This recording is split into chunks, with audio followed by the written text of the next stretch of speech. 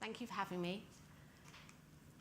Okay, I always find this amazing because I was at Ogilvy for 17 years. I've always been in corporate world, so I've never been out on my own. And last August, I find myself out on my own, and that's my logo.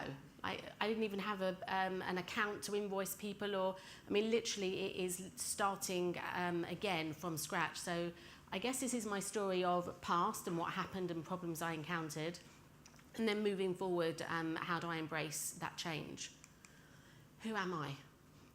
Dave Trott always used to call me an irresistible force against immovable objects, because once it's in my head as to what I'm going to be doing, it's not going to stop until it's done, which is quite a scary thought for most people, because when you can't stop someone who's fearless and a maverick, there are some people that embrace it and there are others that are shit scared of it. So obviously what happens is over the years is that you get used to spotting the ones who like to embrace it. And then the others, it's not that they're doing, that they're bad or anything negative, they just do a different job.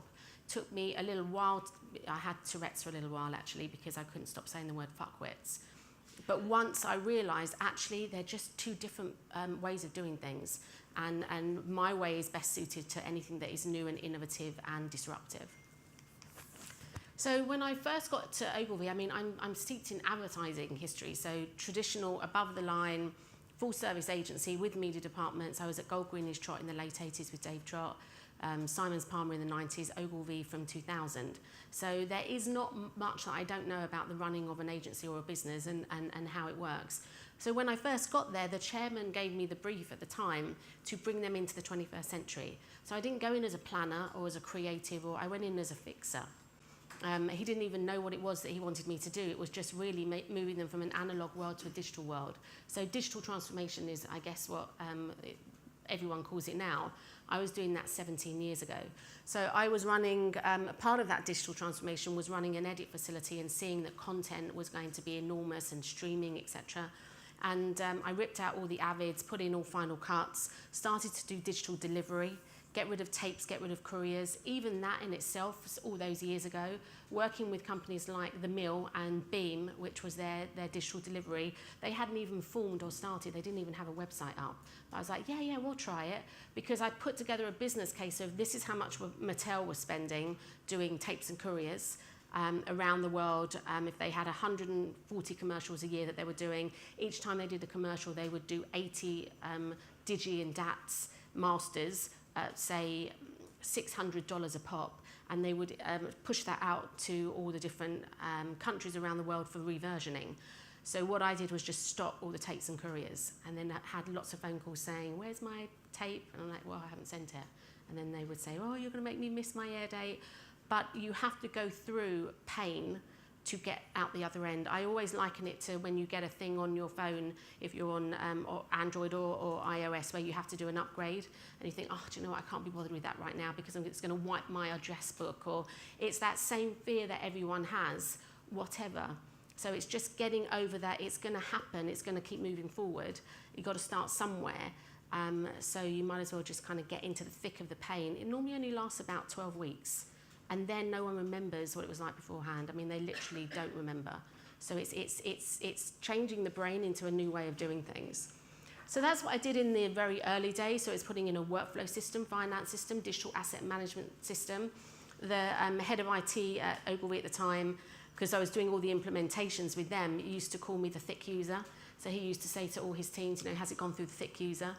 And I took that as a compliment, because that would be me. I'm a UX person, I guess, in that old-fashioned way, because if I could use it and I was going to implement it and train people, then if I went that way, then everyone would go that way. Whereas I had the IT people or the techies standing behind me telling me that I was doing it wrong and I had to go that way. And I would say, no, you have to change it for people, because they didn't naturally understand, or they didn't have UX then, and you had to kind of learn specific keys. So I always kind of took it as a compliment that I was the thick user, and that everything had to go through me. So that was in the early days of digital transformation. And I think I really do take my hat to whatever happened in the last year with Ogilvy. I mean, that's changed, these things happen. But what was amazing was that they hired differently. So if you want transformation and if you want disruption, it comes at a cost of hiring a maverick. There are so many job specs that I've seen over the years that maybe, you know, one of them was like 11 pages of what they wanted, which was basically me. I'm thinking, great. But then when they meet me, it's like, no, you're too maverick. Because what they say they want and what they want are two very different things. So it has to come in at top level that they really are happy with that level of, you know, you're laying the road as you go along. You're not doing a PowerPoint presentation because you don't know how it's going to be. You have no idea. It takes an amazing level of trust from a CEO level to allow you to do that. So Ogilvy hired differently with me. I was not the usual. I was definitely a square peg in a round hole. And that, I'm doing a book that's coming out later this year, and the book is all going to be about entrepreneurship and people, I guess, like us that just feel like we don't fit in and we've got all these other ideas and why is no one listening, and it's so simple. But that's just part and parcel of the pain that we go through for wanting to affect change. So I think the first lesson that I encountered was if you really are serious about it, you've got to hire differently, and it's got to be a little bit scary. This is something that I did. I did these semesters of learning when I first started seeing the change and seeing that there was mobile out there and gaming and social and AR and VR, and thinking, well, how does anyone know who's good, bad, indifferent? I'm going to have to meet all these people. And then then it was all very random, and I was sending emails around saying, you know, there's something called Facebook, you guys really need to pay attention. And what was happening was that I realized I couldn't just be random. So I devised this way to innovate called Semesters of Learning, and it's very focus driven, but what it is, it allows you to see 10 to 15 different companies every single week for 6 months on one topic only. So my first ever one was streaming. So I see 10 to 15 different streaming companies all around the world every single week for 6 months. And I go to the embassies, because the embassies like to get their country's companies into London. So I just say, I'm looking at streaming companies, and so they all then start to come to me, so I don't have to go everywhere. And then I'll go to random events. I'll go to streaming media events where I'll know no one and I'll know nothing. And the semester then gets pulled together where you see who is out there in the ecosystem, attach it to business. You then find a client that has a problem. So that was Ford at the time with the streaming semester. He was speaking to all his staff, and it was that big and pixelated and buffering. I'm going back about 10 years now at the first semester. And I'd seen an Australian startup who could deliver full HD quality stream to a desktop like that. So sold it into Ford, 2 extra revenue streams, 1 because we'd never done internal comms for Ford before, and 2 because we produced the content in-house. It wasn't a 30-second ad, it was a 90-second film of the Ford chairman speaking to all his staff that went to 22,000 desktops in 19 countries in 5 languages. But I would make the Ogilvy staff implement it. So the TV department at the time was like, well, no, we do TV. And I'm like, well, not anymore. So I would handhold with them a very scary time because we'd never done it. No one knows if it can be done, but it always can be done if you've got the right partnerships. So that would get implemented, and then it would be put forward for awards. And it would mean then that Ogilvy can offer not just TV and print, but also gaming, streaming, mobile, AR, big data, whatever the semester was, you have a tangible case study. And I'll go through that later at the end if I've got time, the video, because just in case it takes us over, but where you'll see what the semester actually entails. The other thing is find a way, make a way. I liken it when I do things like the streaming, or every time we had something tangible to make, there would always be a point where someone would want to give up, or someone's screaming or shouting. It's just never going to be easy. I think if you know that from the beginning, and just know that if you're a connector and you're a good person and you pay forward, you will always be able to get something done, but it's not going to be easy, because if it was easy, everyone would do it. Okay, so my biggest learning was to put a stake in the ground. So if you're innovating within a semester, I would always try and find Mother's Day, Father's Day, Wimbledon, a date where that is movable, so therefore you have to do it. Because stuff like this is surplus to requirements. It's not your normal day-to-day. So therefore you have to do something where you put a date in. So with IBM Wimbledon, we would always do something innovative. We'd put a brief in a year before, and we'd know that that date was immovable. So the first thing we did with them was, that was lab style, was an AR semester, augmented reality, And this was in June '09. This was before Blipper had even opened its doors, or even Leia. And we created within that semester. It was on Android, I think, at the first time when it first launched. And as you panned around at Wimbledon on your phone, you had an AR overlay that would say strawberries for sale over there, big queue at the ladies' loo over there. And it was just a way to innovate on one particular topic. And the measure of success was on PR. So it wasn't on how many people had Android phones, because they didn't. So you just look for different ways to measure success. But it's not easy, I think, is the huge lesson there. We did something with Fanta, which was also not easy, but this was many years ago now. This was maybe 6 or 7 years ago. Maybe 10 years ago, I'd met a guy at a random event who was doing a soundscape, that every time someone connected lanyards together, a soundscape would go off in Museum of Science and Industry in Manchester. And I kept his name and number, and a couple of years later, some creatives said, we want to do something with mosquito sound, which is where kids normally get dispersed from street corners with this high-pitched sound that only they can hear and adults can't. So I said, I know this guy who does everything to do with sonic sound. So I got in touch with him, and he said, I don't want to work with agencies. They rip the piss out of you, is what he said. And I said, not this one. I'm going to work and handhold with you, and I'll make sure that you get paid on time, and it doesn't take 90 days to get you paid because it's a small company. And all these things you need to think about when you're working with people who are not your traditional people. And we did the most amazing, from an idea of creative saying we want to do something where we have kids communicate with this mosquito sound that only they can hear and adults can't. We had this mobile app where basically they could communicate with each other in a language that only they could hear and their teachers couldn't. So, and we stopped kind of counting at like the millionth download. So it's a way. So my black book, from seeing all those different people over the last kind of 10, 12 years, is enormous. And it just pays always to be decent and kind, offer people a cup of tea or coffee, don't keep them waiting like 45 minutes. That's how the old way used to be, where they'd say jump and you'd say how high. This is a new way of working, and it's collaboration. And don't expect that people will want to work with you. So that was something that we did with Fanta. And then I got an email from someone just 2 weeks ago saying, we want to do something with mosquito sound. Do you know what it is? Do you know anyone out there? I'm like, yeah, okay, fine, here you go. So these things come back always, whether it be a year later, 10 years later, they always have a habit of coming back. Be open-minded and open-hearted, which is what I just mentioned from that case study. It's like that with anyone doing anything new. You've got to build partnerships, relationships, see whites of someone's eyes. It's not a yellow pages, my black book. I've met literally every single person, and you get a reputation, and that is your values. It's that slide that Roger put up. You have your own inner values, and that's how you get shit done, basically, is by being decent and kind and paying forward. Find the diamonds in the rough. So when I first started at Ogilvy, I really found that it was very white, middle-class, Oxford educated.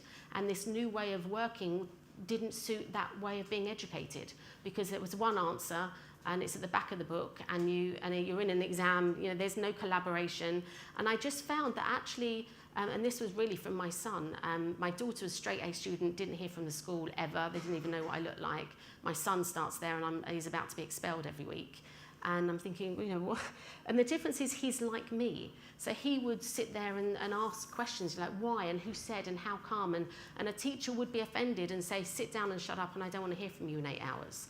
And he can't. So therefore, then I'm looking at Sir Ken Robinson's talk, Creativity and Education talk on TED, or Seth Godin's blog post about hunters and farmers.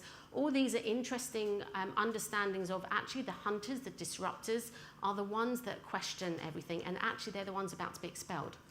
So I worked very closely with the school at the time with Max, and turned the headmaster around and basically told him that he's fucking up my kid, and that's unacceptable, and helped him look at a different way of engaging with him. And we got in a translator teacher, so a teacher that understood Max and a teacher that also understood the teachers.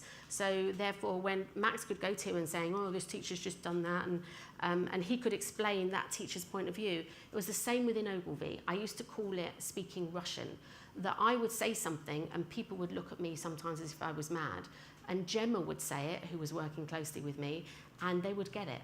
So I would just understand all of our strengths and weaknesses in emotional intelligence, and my weaknesses were her strengths, and then I played to it. So it was a flat structure, no hierarchy. It's just really understanding that emotional intelligence. So we set something up called the Rough Diamonds, which is a diamond shape, and it was going for 8 years until the lab closed. And it was working with the Ideas Foundation, who are a great organisation who work with Hackney, Tower Hamlets and Greenwich and all the schools in that area. And we would say to them, give us 5 kids 5 times a year. We want the ones who are going to be expelled to come in. And they would come into Ogilvy and think, oh my God, I didn't even know this existed. They think that they're going to work at a Tesco's checkout. And at age 14 is when you normally lose them. So they would come in, we'd give them this kind of, oh, you can work here, but stay with your education, go to either Ravensbourne or School Communication Arts. And then you'll have the chance that when you've done those courses, when you finished your second year, we'll speed date you. And we speed date about 70 or 80 of them across every single course, because creative industries have all merged, basically fashion and textiles and 3D printing and motion graphics. Everyone can pretty much do the same thing. And so we would speed date them, we'd handpick 5 or 6 to work with us for the year.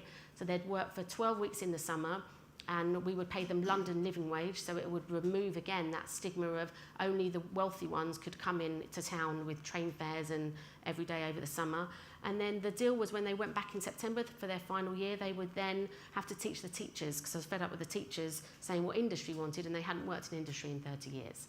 So therefore, they would then come back to us at Christmas, come back to us at Easter, and then we would look to employ. And we'd employ random positions that we didn't even have a job spec. We would make it up. And now we find that there's job specs out for creative technologists. We did our first creative lab technologist with Will, who was terribly dyslexic, and I got into trouble because his emails would go out with spelling mistakes. And I just said to Will, we'll just put on the end of your email, sorry for the typos, I'm dyslexic. Fixed. Obviously, when you're doing things like that, you have to be very kind of dogmatic in, I'm not changing how I am intrinsically, you're not going to make me change.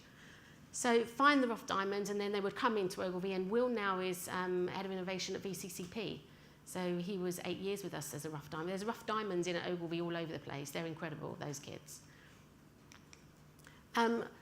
Also making sure when you're doing stuff like I'm doing, I understand business. I'm not an idiot. I'm not disrupting for disruption's sake. So I understood that I was going to be in a position where I was running the lab with no money and no help. So Ogilvy just paid for mine and 3 other people's salaries across a group of 1,800 people, 10 group companies, and the other 3 were under 25.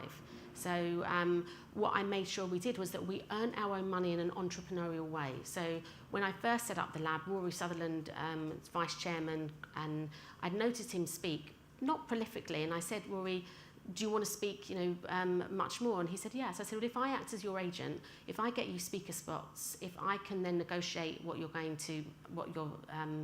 money is, can that money come into the lab? And he went, yeah, sure.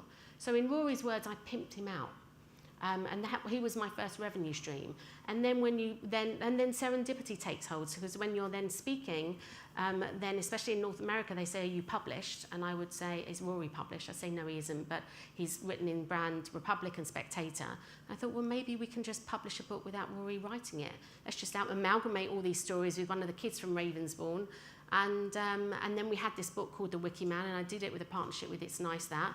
And I was the publisher, not that I'd ever published a book before, but that's the mentality, the entrepreneurial mentality that you have when you're when you're an entrepreneur, or you're trying to make things happen when you've got no money, no time, no nothing.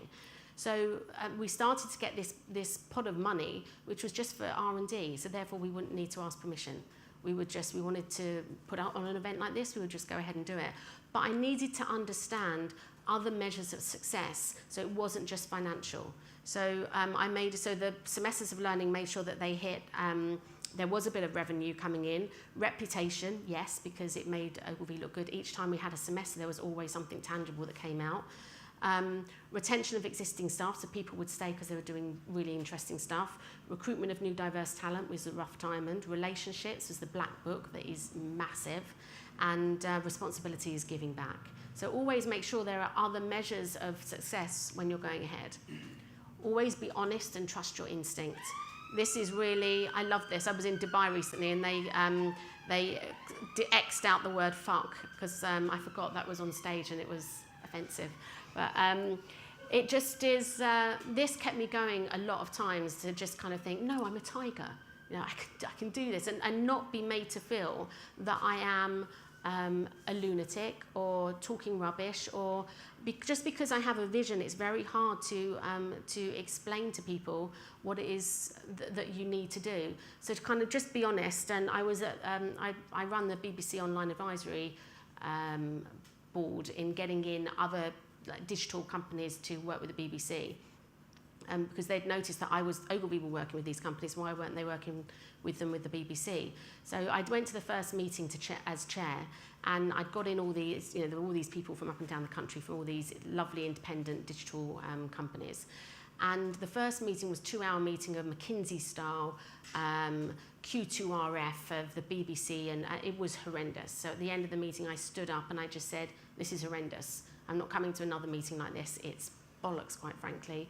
You don't know what you're asking me to help you as to why won't people work with you. This is the reason. I've been round to every one of these people around the table, and the reason they won't work with you is because they don't want to know about Q2RF. They want to be paid on time. Someone goes on maternity leave, the invoice is under the desk of things, and it's not done. The procurement process in getting them to work with you is a nightmare. They might as well just throw themselves out the window there and then. You're talking about things that are not important to them. You need to turn it around. They don't care about you. So it was a very honest, open chat, and from then on, it was the whole meeting was like, and we did so many things just from that honesty. But it needs a strength of character to be able to say, no, this is wrong. I don't get what you're saying. Future's bright. I know we kind of talk about AI and the fact that everyone is going to be out of a job. And no, I mean, the example that I gave you with Rough Diamond, you make up the new jobs. The new jobs are there to be taken. It's the old ones that are boring, actually, and dull, and who wants to do a PowerPoint presentation and go to meeting after meeting. Those kind of things will die out naturally, but there will be new stuff because of technology that will be coming in. It's just not to be frightened of it. So, future's bright. I am a firm believer in terms of trends that there are so many amazing startups out there, but to move away from charities or NGOs or corporate social responsibility and start to actually look, if you're looking to be entrepreneurial or set something up, try and do something that is going to do good and make money. Okay, so the Global Goals, I think, is a great initiative, and I think when we're a few years down the line, we'll start to see some incredible companies coming through. Escape your comfort zone. It's never good to go anywhere where you know people. You can't learn anything. That, for me, was the biggest thing with the mobile industry and why it took so long to take off, because they were talking to each other all the time. If you start to kind of rip it up and get different, someone from fintech mixed with a scientist, mixed with an artist, interesting conversations happen. But when you first walk into a place like streaming media, you know no one and you know nothing. So I recently went on something last November called Summit at Sea, and it's where a group of 3,000 people are all put together on this boat, shipped out into international waters, and there's no Wi-Fi, there's no nothing. It's like TED meets Davos meets Burning Man. It's mad. And I was in a jacuzzi. All these things, random things happen. Random things happen for a reason. So I was in the jacuzzi talking to this guy, and I've just kind of recently left Ogilvy, and what is it you do? And he's a publisher in Vegas, and he said, you know, there's a book in you. I'm like, really? So now kind of like fast forward just since November with having calls with him every 2 hours once a week, it then being recorded, it then moving into a synthesis, it now moving into chapters, and all of a sudden now I've written a book. I'm like, how did that happen? You've got to be kind of fluid to just saying yes sometimes, and you don't know how painful it's going to be, but you've just got to keep moving forward and escape your comfort zone. If it feels bad, it's good. Think like a startup. So as I mentioned, what happened with Rory and how the labs was initially, there are other ways in which you can go about doing things. You just have to think differently. You know, when push comes to shove and you can't pay your rent or you can't eat, everyone has it in them to be a hustler. It's not a bad word. It's just about thinking differently to raise money or do something in another way. But when you're up against it is when the interesting things happen. And you can say that in retrospect. It's like the Steve Jobs Stanford University talk. When you're looking back, you can start to say that. You know, a few things have happened with me within the last 4 years. Actually, it's been the most difficult 4 years, but the best 4 years with these things happening. So just to think in an entrepreneurial way and just let your intuition guide you. Because a lot of the time, we as humans have stopped trusting intuition and just go with being told what's right and wrong. But your tummy always knows. If you learn to trust it, then you'll move forward quicker. Paying forward, this is my last, I think I've got time to show this video. It's really important, like with the Rough Diamond stuff, or there was something called Ideas Foundation, to just give back just because you can, and you're not going to get anything back from it, maybe never, but it will always come back in some way, shape or form. So there was a kid called Ross Bailey, and he was part of the Rough Diamond programme. He was at school communication arts. So I knew Ross when he was 17, when he first went to SCA. And Labs were the first people, the hero sponsors for SCA. So we were the only company, I think, along with BBH, that gave Mark, who was running the school, 10 grand for scholarships and just from our lab pot, because it was the right thing to do. And one of the kids there was Ross. He had this weird idea to do pop-up shops for like an Airbnb, but for retail. So therefore, you know, you had an empty shop, you wanted to use it for something. So he had this idea, we helped him, we mentored him. We're not going to get anything back. In fact, we're giving them money. And we just were with him and talking with him throughout the whole time that he was there. And I acted as his mentor. And then he needed money to actually make it happen, because talk is cheap. You need to actually do something. And this is his story. There's a video there. Thank you.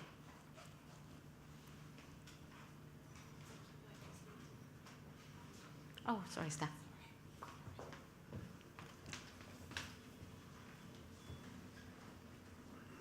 Oh, there it is. Was there for a year, came up with a few different ideas, and the summer of 2012, once I had left this place, you know, Queen's Diamond Jubilee, national moment, I decided I want to take a shop and I wanted to make an idea happen. So we called Nicole up, and I sort of said, look, Nicole, I've got this idea. You're a mentor at this school. Fancy lending me a little bit of cash? And she gave us a couple of £1,000. And in 10 days, we found this store, rented it out, convinced the landlord and haggled our way in, and designed our own t-shirt range. And the idea was rock and roll, Queen with a rebellious twist. So this is the shop 10 days after we had the idea. I'm going to skip this video because we don't have too much time. And this is what people sort of said about it. Queen's hat I actually might buy. Anyway, 2 days in, I get a call from Buckingham Palace. It wasn't the Queen saying that she was going to order some t-shirts. It was the Queen's t-shirt police saying that actually you can't sell these t-shirts. So I did what anyone in this room would do, with the risk of being sent to the tower, and hid all these t-shirts in the basement of the shop and continued to sell them. And what we did is when people walked in, we asked them for their business cards, because obviously the Queen's t-shirt police are going to have business cards. So people would come in, show the business card, we'd go, okay, that's fine. We'd smuggle downstairs and sell these t-shirts like Prohibition. Anyway, I digress. What we found doing this store is as many people that were coming to get these prohibited teas and smuggle them out also wanted to get their hands on the shop. So after launching that store, I went and I helped some friends launch some stores of themselves, and Appear Here was born. Today we match entrepreneurs like me and my mate to international brands like Apple and Marc Jacobs, and we help them find spaces from high street stores, locations like the Box Park, to luxury destinations like the Burlington Arcade. And they book them all on a beautiful online marketplace where they can find space, pay, transact, do the entire process. So that are the kind of endings that happen, and that's me. Thank you very much.